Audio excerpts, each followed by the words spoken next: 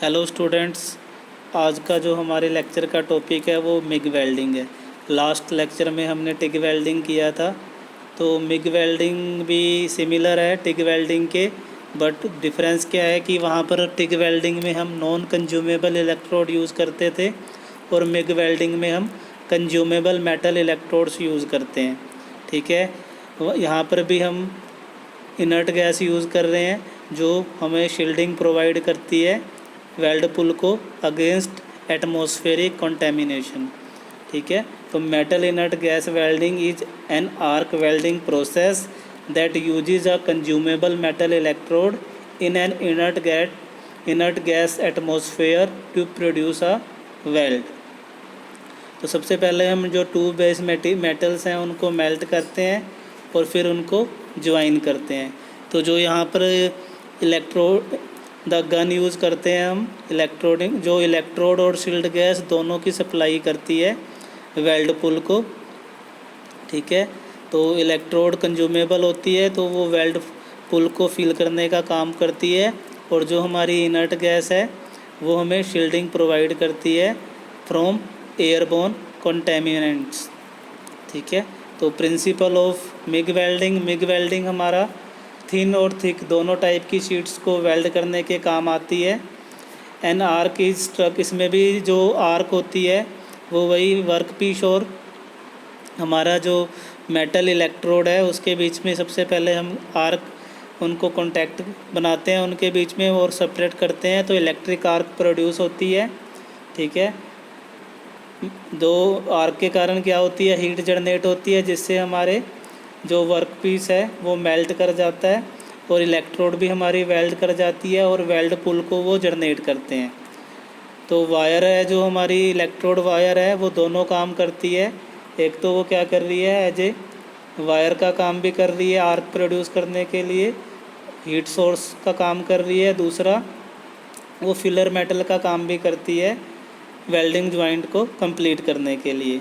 ठीक है, तो जो वायर है is fed through copper contact tube which conduct welding current into the wire. तो हमारा जो वायर है वो फेड हो रहा है कॉपर कॉन्टैक्ट ट्यूब के थ्रू जो वेल्डिंग करंट को भी हमें डिलीवर कर रहा है। The weld pool is protected from the surrounding atmosphere by a shielding gas fed through a nozzle surrounding the wire. जैसे कि टिग वेल्डिंग में भी है, सेम यहाँ पर भी हम इनर्ट गैस को यूज़ कर रहे हैं। ठीक है, फॉर प्रोवाइडिंग शील्डिंग अगेंस्ट जो हमारे एटमॉस्फेरिक गैसेज हैं उनसे के अगेंस्ट हम शील्डिंग प्रोवाइड कर रहे हैं ताकि हमारा जो वेल्ड मेटल है उसके अंदर इम्प्योरिटीज़ ऐड ना हो सकें।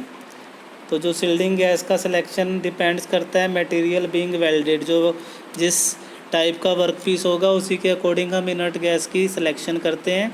तो मोस्टली जो आर्गन हीलियम यूज़ होता था, लेकिन आजकल जो है CO2 हम मोर वाइडली यूज़ कर रहे हैं। तो इसमें जो वायर होती है इस वेल्डिंग प्रोसेस में जो वायर होती है is feed from a reel by electric motor at the same speed at which it is melted and deposited in the weld. A specially designed electron gun with trigger mechanism हम इसमें use करते हैं। तो जब हम trigger को depress करते हैं तो इनर्ट गैस वाल्व ओपन हो जाती है और उसी से जो हमारा इलेक्ट्रोड को कूल करने के लिए वाटर है वो भी उसकी सप्लाई भी स्टार्ट हो जाती है। सारा कुछ ट्रिगर दबाते ही हमारा स्टार्ट हो जाता है और हमारी जो वायर है उसका फीड मैकेनिज्म भी स्टार्ट हो जाता है। तो इसके वर्किंग प्रिंसिपल को हम डायग्राम में देखते हैं।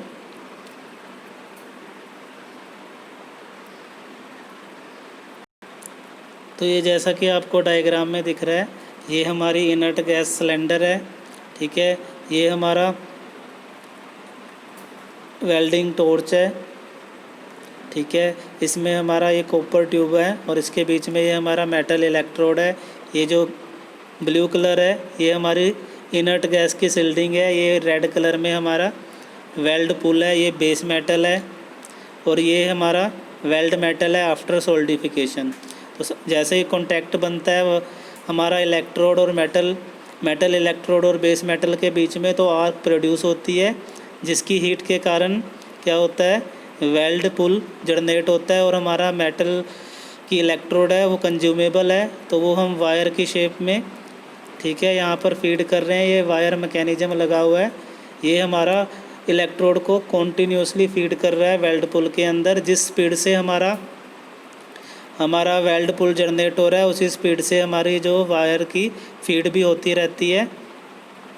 तो जो गैस है हमारा वो क्या शील्ड प्रोवाइड करती है अगेंस्ट एटमॉस्फेरिक कंटेमिनेशन, ठीक है। ये पावर सोर्स है जहाँ से हमारी एसी या डीसी कोई भी पावर सोर्स हम यहाँ पर यूज़ कर सकते हैं।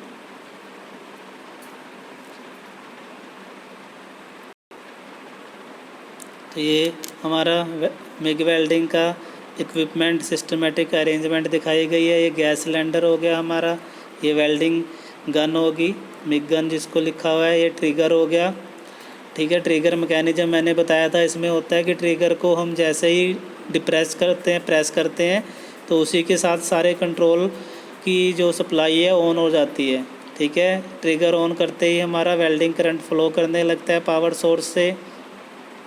हमारे वायर फीड मैकेनिज्म वायर को फीड करना स्टार्ट कर देता है, इनर्ट गैस की वाल्व भी ओपन हो जाता है और सप्लाई स्टार्ट हो जाती है, ठीक है।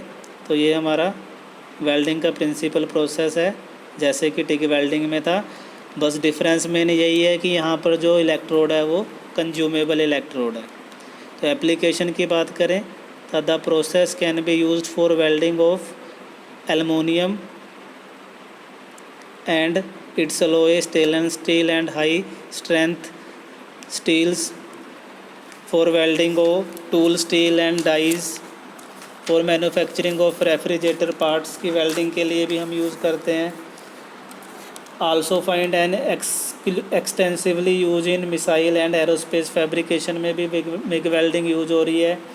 एडवांटेज, इसका भी एडवांटेज यही है कि वेल्डिंग हम किसी भी पोजीशन में कर सकते हैं। डिपोजिशन रेट इसका हाई है, डीप पेंट्रेशन होती है। Long welds can be made without starts and stops, क्योंकि यहाँ पर कंज्यूमेबल इलेक्ट्रोड यूज़ हो रही है तो हम बिना स्टार्ट स्टॉप किए लंबे वेल्ड भी प्रोड्यूस कर सकते हैं। वेल्ड की जो क्वालिटी होती है वो हाई क्वालिटी वेल्ड हम प्रोड्यूस करते हैं। फ्लक्स की हमें रिक्वायरमेंट नहीं होती। लिमिटेशंस, कॉस्टली इक्विपमेंट है ये, लेस पोर्टेबल है क्योंकि नंबर ऑफ कंपोनेंट्स इसमें यूज हो रहे हैं, तो लेस पोर्टेबल है ये। लेस सुटेबल फॉर आउटडोर के लिए लेस सुटेबल है। हाइयर मेंटेनेंस कॉस्ट है due to extra electronic components. It is difficult to weld in small corners, तो स्मॉल कॉर्नर्स में वेल्डिंग करना भी डिफ़िकल्ट होता है। कई बार डिफरेंस भी पूछा जाता है टिग और मिग वेल्डिंग के बीच में। तो जो मेन डिफरेंस है हमारा टिग और मिग वेल्डिंग के बीच में वो क्या है कि मिग वेल्डिंग में हम कंज्यूमेबल इलेक्ट्रोड यूज़ करते हैं और टिग वेल्डिंग में हम नॉन कंज्यूमेबल इलेक्ट्रोड यूज़ करते हैं, ठीक है। मिग वेल्डिंग में जो इलेक्ट्रोड है वो मेल्ट कर जाती है और फिलर मेटल की हमें रिक्वायरमेंट नहीं होती। और जो टिग वेल्डिंग में हमारा नॉन कंज्यूमेबल इलेक्ट्रोड है तो वहाँ पर हमें एक्स्ट्रा फिलर मेटल की रिक्वायरमेंट होती है। जो इलेक्ट्रोड होती है मिग वेल्डिंग में उसकी कंपोजिशन सेम होती है जैसे कि बेस मेटल की होती है, लेकिन जो टिग वेल्डिंग में है उसमें जो हमारा फिलर रोड है वो हमेशा टंगस्टन की बनी होती है और उसके अंदर और अलोइंग एलिमेंट जो इलेक्ट्रोड टंगस्टन की बनी होती है और उसमें अलोइंग एलिमेंट ऐड होते हैं ठीक है। और इसमें जो मिग वेल्डिंग में इलेक्ट्रोड का जो साइज़ होता है वो स्मॉल डायामीटर के इलेक्ट्रोड्स हम यूज़ करते हैं। और टिग वेल्डिंग में जो filler typically comes in form of small diameter 1 to 3 mm and short length 60 to 180 mm rod हम यूज़ करते हैं। MIG welding is commonly carried out in AC और DCEP polarity to increase filler deposition. और TIG welding भी हम जो है use करते हैं वो TIG welding carried out either in AC और DCEN polarity to increase electrode life. Thank you.